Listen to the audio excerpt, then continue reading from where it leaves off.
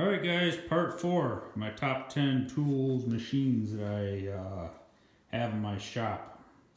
This has to rank definitely in the top 10. What I have here is a Ellis 1600 bandsaw. I've gotten plenty of use out of it already, as you can see. Man, is this thing cut nice and square and straight. Love it. But a little side story on this saw though. So it was a showroom model on sale. That was around last year, so I've had it for about a year. And it was a price I couldn't pass up. It was by far the cheapest price I had seen for any Ellis bandsaw out there for this model. So I'm like, let's do it. So I went ahead and bought it. And after using it a couple times, I noticed on this bed here, maybe I should say on the frame, they have two pieces of angle here, and when you clamp with this vise, it presses up against it, and it holds the vise in place so it can clamp onto the piece. And I noticed that this piece moved a little bit every time, and upon closer examination, I noticed that they had missed the weld on the inside in here that you can't really see. So I was right in the middle of a job, so I went ahead and just took it apart and fixed it myself. I welded it all up in there, so now it's nice and good and firm and strong. Anyway, I called up Ellis the next day and said, hey, told them what had happened and what they could do for me, and they said, well, you can send this this defective part back to us, and we'll send you a new one. I'm like, well, I've already fixed it, so would you do something else? And they said, well, we can send you some extra bandsaw blades. I'm like, well, I already got some blades, so could you send me this right here? And I'd been kind of thinking about getting this, later on down the road. I really like it because it's a roller on each side, you can see. Plus, it's got this right here where you can set up for repeated lengths of cuts. Really nicely built. I like it. So anyway, I was like, all right, yeah, could you send me this, as compensation? He said, all right, I'll find out from my boss. I'll let you know the next day. The next day he calls back, or actually, he didn't call me back. I had to call him back, and he was like, well, I got the okay to send it to you, but you'd have to pay for this shipping. I'm like, all right, fair enough. Fast forward to about 6 months later, and multiple calls. It's always me calling them. They never called me back. And finally, I got them to ship this out to me. Now, by the time I called them for that last time, I was pretty disgusted with the lack of communication. So the guy said, all right, I'm going to be shipping it out, and don't worry about the shipping. We will take care of that as well. So I ended up getting it for no cost at all. But yeah, it was just really weird how all that went down. It's kind of weird because every time I called them, they always answer the phone. They always seem to be there to help. And very positive, but things like that, it was just different. So now, another thing, when I told him what was going on here, he's like, well, I've never heard of that before. Well, that's not what you're supposed to say to a customer who is telling you what's what.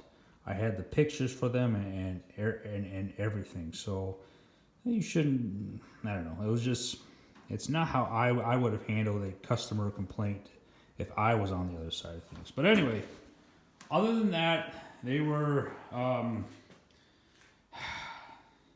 good enough to work with.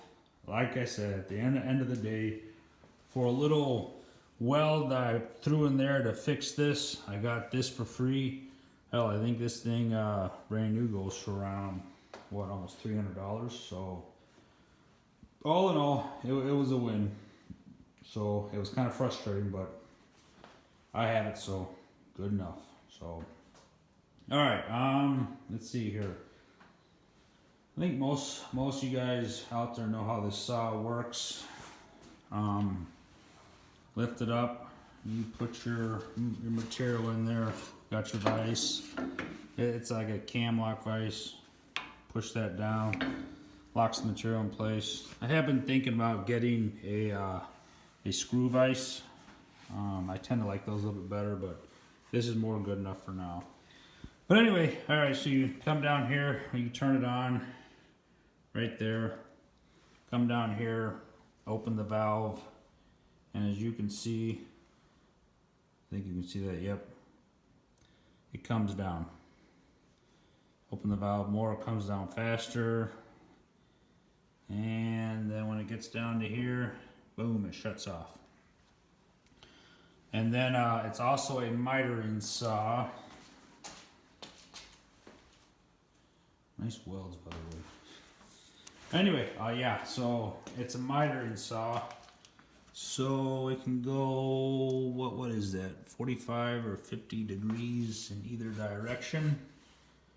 So that's what makes this saw somewhat unique and very versatile, especially for a limited amount of space, where you don't have to move the whole saw a certain way to get a different angle cut. All you have to do is move this head here, come down here, unlock that nice big beefy handle, and then it just swivels right down on there to whatever angle you need. So it is nicely built, really beefy. Open that up, there you go. All the components that they use on here are just really good quality. Everything really stands out as a really good quality shop tool. From the steel that they use to the Leeson motor, it's definitely a well-built saw. And to move it around, got this handle right here. You pull out, and let's see here. Oh, there it passes through that little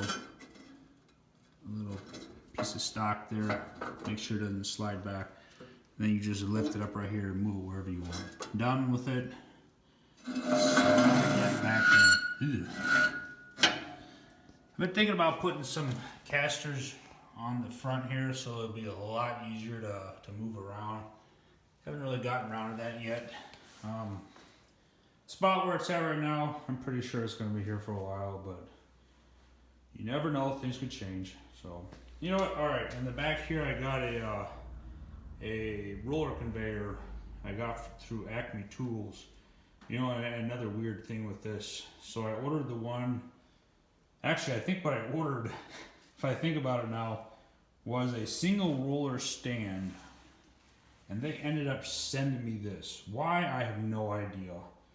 You know, I called Acme because like after I ordered it, 2 months went by, and I'm like, what the hell's going on? So called them up. Yep, it's coming soon. Whatever. So and then one day this showed up on a pallet, and then by that time I'd kind of forgotten what I'd actually ordered. Been that long, so I'm like, okay. So I set it up and I started thinking, hold on a second, what did I order? And like I said, I ordered a single roller with a 3-prong leg stand, and that I think was like $100 and some bucks after the 10% off that was going on at this time. This thing right here, man, this thing goes for like 400 or 450 bucks. So I definitely got something worth more than what I had ordered, but this thing is made for the 18 or 2000 series bandsaw, so it's just really big and wide, heavy duty, no doubt about that. I mean, okay, so that's what they use for the feet on the bottom. I got this thing turned upside down, this frame here.